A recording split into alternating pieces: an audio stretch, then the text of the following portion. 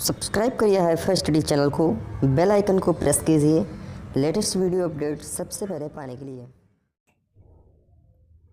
Hello साथियों, एक फिर से आप सभी का बहुत बहुत स्वागत करता हूं आपके अपने चैनल हाईफाई स्टडी पे। दोस्तों आज की जो वीडियो आप सभी के लिए बहुत इंपॉर्टेंट आप सभी के लिए होने वाली है। जी हाँ दोस्तों, आज जो होगी हमारी वो संस्कृत के सेकंड क्लास होगी। इससे पहले भी एक क्लास आ चुकी है दोस्तों। यहाँ पर मैं जितना भी आपको पढ़ाऊँगा, जिस नोट से आप सभी को पढ़ाऊँगा, जितना भी आपको पीडीएफ दूंगा, सारा बहुत इंपॉर्टेंट होने वाला दोस्तों। मतलब ये बुक आपको मैंने बुक तो बता ही दिया कौन सी बुक से मैं आपको पढ़ा रहा हूँ। और हालांकि एक ही बुक नहीं है, 4-5 प्रकाशन की बुक से मैं आपको पढ़ा रहा हूँ। लेकिन यहाँ पर ये जो आपको मटेरियल प्रोवाइड किया जाएगा, मतलब बहुत ही ज़्यादा इंपॉर्टेंट आप सभी के लिए है और इससे बाहर एग्जाम में तो आ ही नहीं सकता। जैसा कि आपको सेकंड सेमेस्टर में बताया गया था, सेकंड सेमेस्टर में भी आपका कहीं से कुछ भी बाहर नहीं आया था, सारा कुछ आपको जितना पढ़ाएगा उतने से आया था। तो दोस्तों यहाँ पर आज जो संस्कृत की हमारी है अति लघुत्तरी की क्लास है, ठीक है। अति लघुत्तरी के क्वेश्चंस देखेंगे हम लोग, जो कि फर्स्ट चैप्टर से रिलेटेड है। मैं आपको एक एक चैप्टर क्लियर करूंगा, तो इस वजह से ये आपका सिर्फ और सिर्फ फर्स्ट चैप्टर से रिलेटेड है। जो कि पहला क्वेश्चन आपका 2017 में पूछा गया है, ठीक है। क्या पूछा गया है कि दीर्घ स्वर कितने होते हैं? तो दीर्घ स्वर कितने होते हैं साथियों? 8 होते हैं। बड़ा आ, बड़ी ई, बड़ा उ, री, री, ए, ओ। ये आपके 8 क्या होते हैं भैया? दीर्घ स्वर होते हैं, ठीक है। अब यहाँ पर बात आती है, जो कि फिर से हमारा 2017 में पूछा गया था क्वेश्चन। क्या पूछा गया था दोस्तों? यहाँ पर अनुस्वार तथा अनुनासिक, ठीक है ना। अनुस्वार और अनुनासिक का एक एक उदाहरण दीजिए। आपको बताना है कि अनुस्वार और आपका अनुनासिक का एक एक उदाहरण बताना। तो यानी कि समझ लेते हैं भैया पहले कि अनुस्वार क्या होते हैं, ठीक है। यानी जिन समझने का प्रयास कीजिएगा कि जिन स्वरों को बोलते समय हवा केवल नाक से निकलती है, ठीक है, नाक से निकलती हैं, उन्हें अनुस्वार कहते हैं। इसका उदाहरण हो जाएगा गंगा, खंड, खंड, ठीक है। तो कहाँ से निकल रही है? नाक से निकल रही है हवा, तो यहाँ पर क्या हो जाएगा? अनुस्वार हो जाएगा, ठीक है। अनुस्वार के उदाहरण है गंगा, खंड। और यहाँ पर बात करते हैं कि जिन स्वरों का उच्चारण करते समय जो हवा है वो मुख और नाक से निकलती है, वहाँ पर क्या होता है? अनुनासिक होता है। अनुनासिक का प्रयोग वर्णों के ऊपर क्या करते हैं? चंद्रबिंदी लगा के करते हैं, चंद्रबिंदी के रूप में किया जाता है, ठीक है। और यहाँ पर जैसे कि इसके कुछ उदाहरण ले लेते हैं। जैसे गांव आपका हो गया, गांव हो गया, चांद हो गया, पाँव हो गया, पाँच हो गया। तो ये सब हमारे क्या आ जाते हैं? ये हमारे अनुनासिक के अंतर्गत आ जाते हैं। और एक बिंदी लगती है, अनुस्वार उसे कहते हैं। उसके उदाहरण गंगा, खंड, ये सब आपको पता चल गया, ठीक है। अब आगे बात करते हैं यहाँ पर कि वर्गों के पंचम वर्ण माहेश्वर सूत्रों की किस क्रमांक के अंतर्गत आते हैं? ये भी आपका 2016 में पूछा गया। Very very most important previous year का है। तो यहाँ पर दोस्तों उत्तर हो जाएगा हमारे कि वर्गों के पंचम वर्ण या म, अंगा, अड़ा, ना, यानी हलंत लगा, यानी सारे के सारे क्या आधे हैं। अब यहाँ पर माहेश्वर सूत्र में 7वें क्रमांक के अंतर्गत ये आते हैं। किस क्रमांक के अंतर्गत? 7वें। इससे पहले की जो क्लास थी संस्कृत के, वो अगर आप लोगों ने नहीं देखी तो देख लीजिएगा। आप लोग लिंक आपको डिस्क्रिप्शन बॉक्स में मिल जाएगी। लेकिन अभी क्या हो रहा है कि डिस्क्रिप्शन बॉक्स में किसी भी लिंक ओपन नहीं हो रही है। क्या है? यूट्यूब का कोई एरर है, ठीक है। और बात करते हैं यहाँ पर कि आप लोग अगर टेलीग्राम ज्वाइन किए तो वहाँ पर मैं ऑलरेडी अब क्या डालता रहता हूँ, ठीक है। वहाँ पर मैं पीडीएफ, वो जो पीडीएफ है वो भी पढ़ती रहती है, वीडियो भी आती रहती है। साथ में आप सभी के लिए मैं यहाँ पर प्लेलिस्ट भी प्रोवाइड करता रहता, तो वहाँ से भी आप लोग डायरेक्टली प्लेलिस्ट पे जा सकते हो, या चैनल के माध्यम से आप प्लेलिस्ट पे जाके वहाँ से वॉच कर सकते हो, ठीक है। अब यहाँ पर बात करते हैं कि प्रयत्न किसे कहते हैं? प्रयत्न किसे कहते हैं? यह कितने प्रकार का होता है? तो हो जाएगा यहाँ पर कि वर्ण की उत्पत्ति के समय वक्ता को जो आंतरिक तथा बाह्य चेष्टाएं या प्रयास करने पड़ते हैं उन्हें क्या कहते हैं? प्रयत्न कहते हैं। कैसे? जो वक्ता होता है उसको क्या करना पड़ता है? आंतरिक या बाह्य चेष्टाएं या प्रयास करने का, ठीक है, प्रयास करने पड़ते हैं, उन्हें क्या कहते हैं? प्रयत्न कहते हैं। प्रयत्न 2 प्रकार के होते हैं। पहला हो जाएगा अभ्यंतर प्रयत्न एवं बाह्य प्रयत्न। 2 प्रकार के होते हैं। अभ्यंतर एक तो हो जाता है, एक आपका बाह्य हो जाता है। ऐसे भी क्वेश्चन पूछ लेते हैं कि प्रयत्न कितने प्रकार के होते हैं। किसे मान लीजिए नहीं पूछता है कितने प्रकार के होते हैं, सिर्फ पूछता है। तो 2 प्रकार के होते हैं। कौन कौन से? अभ्यंतर प्रयत्न और आपका आभ्यंतर प्रयत्न हो जाता है, और बाह्य प्रयत्न हो जाता है। 2 प्रकार के हो गए ना, ठीक है। चलिए भाई आगे बात करते हैं प्रश्न की, 15 नंबर प्रश्न की। 15 नंबर प्रश्न हो जाएगा कि संस्कृत वर्णमाला किसे कहते हैं? जी हाँ साथियों, संस्कृत वर्णमाला किसे कहते हैं? तो बात करते हैं यहाँ पर कि संस्कृत वर्णमाला संस्कृत भाषा की प्रथम इकाई है।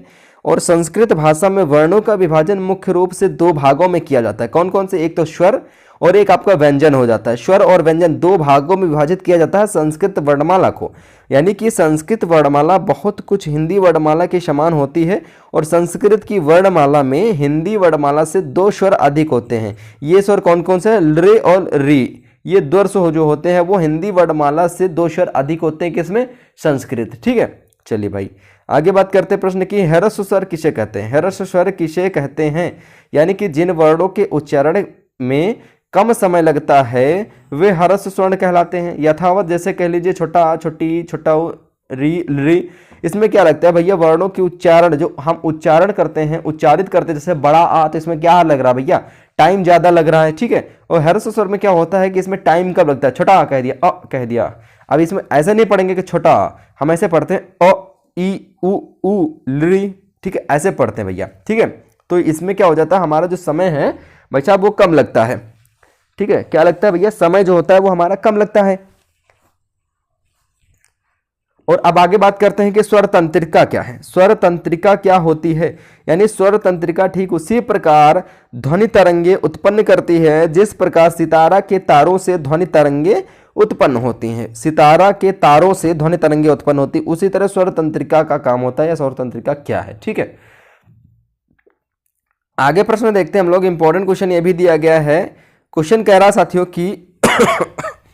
कि 98वां क्वेश्चन कह रहा है कि क ख ग घ अंग तथा ह का उच्चारण स्थान कहां से है? तो आप कह के देख लीजिए, क ख ग घ अंग। ठीक है ना, इसका उच्चारण स्थान कहां से हो रहा है? कंठ से हो रहा है। मतलब जो कंठ है आपका उससे झंझनाहट की आवाज आ रही, क ख ग घ अंग। हाँ, इसका उच्चारण स्थान यानी कि कहां से हो जाएगा, यानी का वर्ग यानी क ख ग घ अंग, और हा का जो उच्चारण स्थान बनता है वो आपका बनता है कंठ से। कहां से बनता है? कंठ से बनता है। ठीक है, 19 नंबर प्रश्न हमारा क्या कह रहा है कि ओ और औ का उच्चारण स्थान आपको बताना है। ओ और औ का उच्चारण स्थान आपको बताना है, यानी कि ओ और औ का उच्चारण स्थान कंठ तथा ओष्ठ है, जिसका सूत्र है क्या हो जाएगा, ओ दौतोह और कंठोष्ठ। ठीक है, ये हो जाएंगे कंठोष्ठम, ये हो जाएंगे इनके उच्चारण स्थान। ओ और औ का उच्चारण यानी कंठ तथा ओष्ठ दोनों के माध्यम से होता है। ठीक है, चलिए आगे बात करते हैं प्रश्न की कि संस्कृत में वर्ण विन्यास किसे कहते हैं? संस्कृत में वर्ण विन्यास क्या होता है?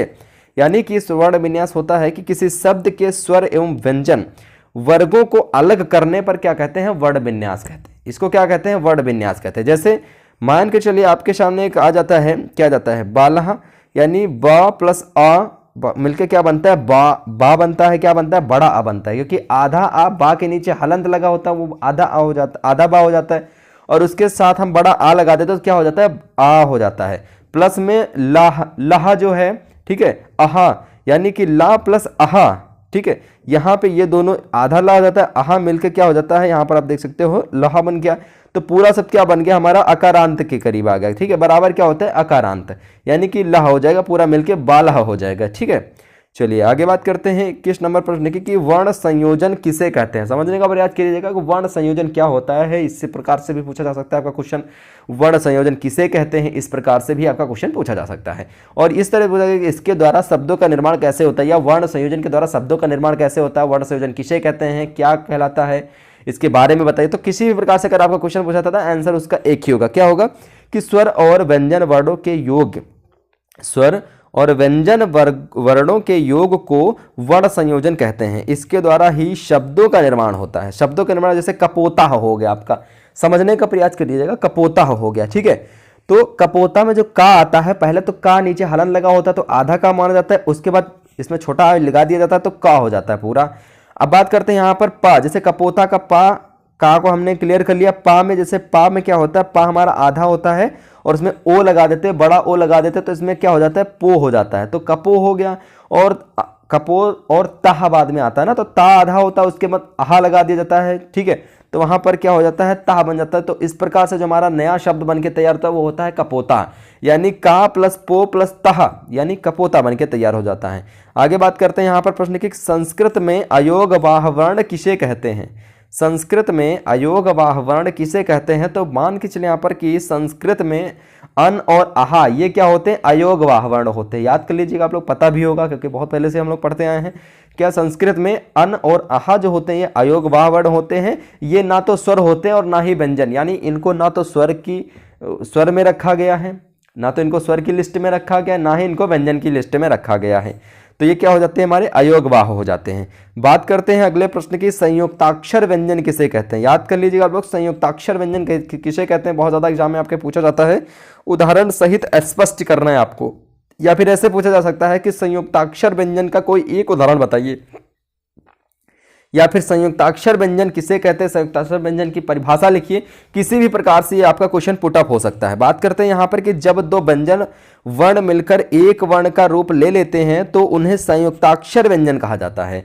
जब दो व्यंजन वर्ण मिलकर के एक वर्ण का रूप ले लेते हैं तो उन्हें क्या कहते हैं, संयुक्ताक्षर व्यंजन कहा जाता है। जैसे, ठीक है ना, जैसे आधा का प्लस आधा शा बराबर बन के क्या बनता है, छा बनता है, क्षत्रिय वाला छा, जो कि वो भी बनता है तो क्या बनता है, आधा ही बनेगा। ठीक है, और उसके बाद ता रा बनकर त्रा बन जाता है, जा या बनकर ज्ञा बन जाता है, शा रा बनकर स्रा बन जाता है, दा या बनकर द्या बन जाता है। जैसे क्या होता है, द्या वो वाला भाई साहब, विद्यालय वाला द्या, समझ रहे हो ना, विद्या वाला द्या, ये वाला द्या, दा और या बन के भी बनता है।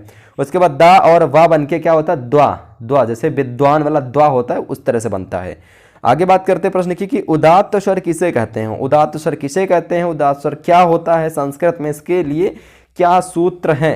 किसी भी प्रकार से क्वेश्चन पूछा जाता है, कंफ्यूज होने की जरूरत नहीं है, आंसर से आपको एक ही लिखना है। संस्कृत में उच्चैरुदात्तः, उच्चैरुदात्तः उदात्त स्वर का एक सूत्र है। ठीक है, अर्थात जिन वर्णों का उच्चारण नियत स्थान, उसके नियत स्थान के ऊर्ध्वभाग, उसके नियत स्थान से ऊर्ध्व भाग से होता है, वे क्या कहलाते हैं भैया, उदात्त स्वर कहलाते हैं। ठीक है, क्या कहलाते हैं, उदात्त स्वर कहलाते हैं। इसका एक नियम भी होता है, सूत्र भी होता है, जो कि मैंने अभी आपको बताया भी था। आगे बात करते हैं, अनुदान स्वर को सूत्र के माध्यम से भी स्पष्ट करना है आपको। अनुदान स्वर को सूत्र के माध्यम से स्पष्ट कीजिए। संस्कृत में क्या होता है, संस्कृत में यानी कि संस्कृत में क्या कहते हैं, नीचे अनुदात्तः, ये क्या हो जाता है, ये अनुदात्त का एक सूत्र है। याद कर लीजिएगा आप लोग, कहीं नोट डाउन भी कर लीजिएगा, पीडीएफ टेलीग्राम पर प्रोवाइड हो जाएगी, सभी लोग डाउनलोड भी कर सकते हो। ठीक है, अर्थात जिन वर्णों का उच्चारण नियत स्थान के अधोभाग से, नियत उसका जो स्थान होता है उसके अधोभाग से होता है, वे अनुदात्त स्वर कहलाते हैं। ठीक है, वे अनुदात्त स्वर कहलाते हैं। आगे बात करते हैं यहाँ पर कि स्वरित स्वर किसे कहते हैं, सूत्र द्वारा स्पष्ट कीजिए। देखिए सभी के सूत्र आपको जरूर से जरूर रट लेना, याद कर लेना है। तो इसका जो सूत्र होता है, स्वरित का सूत्र आप लोगों ने पढ़ा होगा, समाहारा। समाहारा जो है वो स्वरित का सूत्र होता है, यानी स्वरित स्वर वे वर्ण होते हैं जिनका उच्चारण नियत स्थान के मध्य भाग से, इसका जो स्थान होता है नियत स्थान से क्या होता है, मध्य भाग से होता है, और ये उदात्त तथा अनुदात्त दोनों का मिश्रण भी होता है। आगे बात करते हैं 27 नंबर की, संस्कृत भाषा में व्यंजन वर्ण किसे कहते हैं। संस्कृत भाषा में व्यंजन वर्ण किसे कहते हैं, तो बात करते हैं यहाँ पर कि स्वरों की सहायता से, स्वरों की सहायता से उच्चारित होने वाले वर्णों को व्यंजन कहते हैं। व्यंजनों का उच्चारण करते समय हमारी श्वास जो है वो वायु कह लीजिए, मुख के किसी भाग, अब मुख का कोई भी भाग हो सकता है, यहाँ पर आपका तालु भी हो सकता है, आपके ओष्ठ भी हो सकते हैं, दांत भी हो सकते हैं, यानी कि आदि लगा दीजिएगा आप लोग, से टकराकर या फिर रुक करके बाहर आती है। ठीक है, बाहर आती है तो क्या होता है, व्यंजन वर्ण कहते हैं।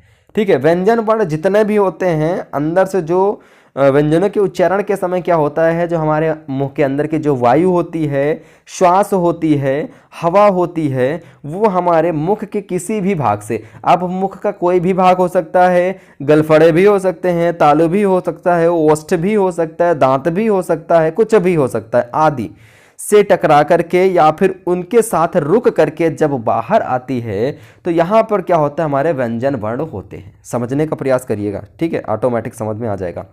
आगे बात करते हैं 28 नंबर प्रश्न की कि ऊष्म व्यंजन किसे कहते हैं। ठीक है, ऊष्म व्यंजन क्या होते हैं, ऊष्म व्यंजन किन्हें कहते हैं, यानी कि संस्कृत वर्णमाला में इनकी संख्या भी बताना है आपको कितनी होती है, यानी जिन व्यंजनों को बोलते समय मुंह में हवा रगड़ खाकर ऊष्म या गर्म होकर बाहर निकलती है, यानी कि ऊष्म व्यंजन, जैसा कि ऊष्म से पता चल रहा है ऊष्म, ठीक है, तो वहां पर क्या होता है, बोलते समय वे जिन व्यंजनों को बोलते समय क्या होता है, मुख से हवा जो होती है वो रगड़ खा करके, अब रगड़ कहीं भी खा सकती है, दंत ओष्ठ तालु कहीं भर का खा सकती है, और रगड़ने के बाद क्या होता है कि जो ऊष्म या गर्म हवा के माध्यम से बाहर निकलती है, मुंह से गर्म हवा बाहर निकलती है, तो उन्हें क्या कहते हैं, ऊष्म व्यंजन कहते हैं। ये 4 प्रकार के होते हैं, जैसे शा, शा, शा और हा, ये 4 प्रकार के होते हैं, शा, स और हा 4 प्रकार के होते हैं।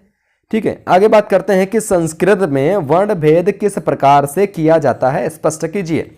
तो संस्कृत वर्णमाला में वर्ण भेद 2 प्रकार से किया जाता है। पहला आपका स्वर हो जाएगा, दूसरा आपका व्यंजन हो जाएगा। ठीक है, और बात करते हैं यहाँ पर माहेश और सूत्र यानी पाणिन के अनुसार, या पाणिन ने माहेश और सूत्र में अच प्रत्याहार के अंतर्गत स्वरों तथा हल प्रत्याहार के अंतर्गत व्यंजनों का वर्णन किया है। किसने किया है? पाणिनि ने। किसमें किया है? माहेश और सूत्र में। ठीक है, आगे बात करते हैं प्रश्न की। ईस्ट स्पष्टम अंतस्थानम सूत्र को स्पष्ट कीजिए। तो इस सूत्र को स्पष्ट करना है यहाँ पर। तो यहाँ पर दोस्तों बात आती है, इसको हमें स्पष्ट करना है, यानी कि इस सूत्र का अभिप्राय ये होता है कि या रा ला वा अंतस्थ वर्ण ईस तस्पृष्ट संज्ञक होते हैं। ठीक है, आगे बात करते हैं कि वर्ण के कितने भेद होते हैं। तो वर्ण के आपको पता होना चाहिए कितने भेद होते हैं साथियों। तो इसके 2 भेद होते हैं, आपको पता है ना, स्वर और व्यंजन 2 प्रकार के होते हैं। आगे बात करते हैं स्वर और व्यंजन में क्या अंतर है। तो स्वर स्वतंत्र ध्वनियां हैं, इसके उच्चारण में किसी और वर्ण की सहायता नहीं लेनी पड़ती है, जैसे बड़ा छोटा आ, बड़ा आ, छोटी ई, बड़ी ई, ये आपके हो जाते हैं। किंतु व्यंजन बिना स्वरों की सहायता से बिल्कुल बोला ही नहीं जा सकता या उच्चारित नहीं होता है, जैसे कि खा, फा, छा, छोटा आ रहा है ना, ठा, ता, था, ये सब। आगे बात करते हैं प्रश्न की। अच प्रत्याहार में कौन कौन से वर्ण आते हैं। तो अच प्रत्याहार में स्वर वर्ण छोटा आ, छोटी ई, छोटा ओ, री, री, ए, ओ, ए, औ आते हैं। ठीक है, उच्चारण के स्थान से क्या समझते हैं? उच्चारण स्थान से क्या समझते हैं आप? तो यहाँ पर हो जाएगा दोस्तों कि जिन वर्ण का उच्चारण मुख के जिस भाग से होता है उसे उस ध्वनि या वर्ण का उच्चारण स्थान कहा जाता है। अगला हो जाएगा का वर्ग का उच्चारण स्थान किस स्थान से किया जाता है। ठीक है, तो का वर्ग का उच्चारण कंठ स्थान से किया जाता है। आगे बात करते हैं दंतोष्ठ में किसकी सहायता ली जाती है। तो जिस ध्वनि का उच्चारण दांतों और ओठों दोनों की सहायता से किया जाता है उसे दंतोष्ठ ध्वनि कहते हैं। जैसे व आ गया, इसमें व में क्या होता है, दांत और ओठ दोनों की सहायता लेनी पड़ती है। आगे हो जाएगा हमारा मूर्धा किसे कहते हैं। मूर्धा किसे कहते हैं? तो भैया जिस स्वर या व्यंजन का उच्चारण मूर्धा से होता है उन्हें मूर्धा से उच्चारित ध्वनि कहते हैं। यह कठोर और कोमल तालु के मध्य का भाग है, जैसे कि रे, टा, ठा, डा, ढा, अड़ा, रा, शा, अंगा और ढा, ये आ जाते हैं। आगे बात करते हैं कि संस्कृत एवं हिंदी वर्णमाला में क्या अंतर है। संस्कृत वर्णमाला क्या होती है और हिंदी वर्णमाला क्या होती है। ठीक है, आपको पता है 2 वर्ण ज़्यादा होते हैं हिंदी की अपेक्षा संस्कृत में। कौन कौन से भी ऊपर आपको बताया गया था, अगर पता है तो कमेंट बॉक्स में जरूर बताइएगा। संस्कृत में स्वर और व्यंजनों के सम्मिलित समूह को वर्णमाला कहा जाता है, जबकि हिंदी में विशिष्ट क्रम में रखे गए वर्णों के समूह को वर्णमाला कहते हैं। ठीक है, हिंदी में इसे देवनागरी वर्णमाला भी कहते हैं। आगे बात करते हैं 39 नंबर की। ध्वनि एवं वर्ण में क्या अंतर है। ध्वनि केवल बोला एवं सुना जा सकता है, आंखों से उसका स्वरूप देखा नहीं जा सकता, किंतु वर्ण बोलने और सुनने के साथ लिखित रूप में भी देखा जाता है। ठीक है, लिखित वर्ण को पढ़ा जा सकता है। आगे बात करते हैं 40 नंबर प्रश्न की। आपके 2-3 क्वेश्चन और बचे हुए हैं। झल प्रत्याहार में कौन कौन से वर्ण होते हैं। तो झल प्रत्याहार में झा से लेकर के, गिन लीजिएगा आप लोग, झा से लेकर के ला तक ये जितने भी वर्ण आते हैं झल प्रत्याहार में आते हैं। झा, भा, या, घा, ढा, धा, शा, जा, बा, गा, डा, दा, शा, खा, फा, छा, ठा। ठीक है, झबय, इस तरह से झबय, खचक, ये सब जितना मायसूर से संबंधित है इसमें सब आ जाता है। चा, टा, ता, कापा, कपय, शा, हर। ठीक है, ये जितना भी यानी झल प्रत्याहार समझ लीजिए कि आपका एक उसी का रूप बस अलग अलग कर दिया गया है माहेश और सूत्र का। ठीक है, आगे बात करते हैं प्रश्न की। आगे हमारा प्रश्न ये कह रहा है कि अक प्रत्याहार के अंतर्गत कौन कौन से वर्ण आते हैं। तो अक प्रत्याहार के अंतर्गत आ, ई, उ, री और री वर्ण आते हैं। ये आपका जो क्वेश्चन है साथियों 2018 में पूछा भी गया। ठीक है, 2018 में ये आपका क्वेश्चन पूछा भी गया था, 41 नंबर क्वेश्चन, तो अच्छे से याद कर लीजिएगा आप लोग। तो आज के वीडियो में इतना था दोस्तों, मिलते हैं नेक्स्ट वीडियो के साथ। पीडीएफ आपको टेलीग्राम पर प्रोवाइड हो जाएगी। वीडियो को ज़्यादा से ज़्यादा अपने दोस्तों के साथ शेयर भी जरूर से जरूर कर दिया करें। ठीक है, मिलते हैं नेक्स्ट वीडियो के साथ, तब तक के लिए जय हिंद, जय भारत, वंदे मातरम।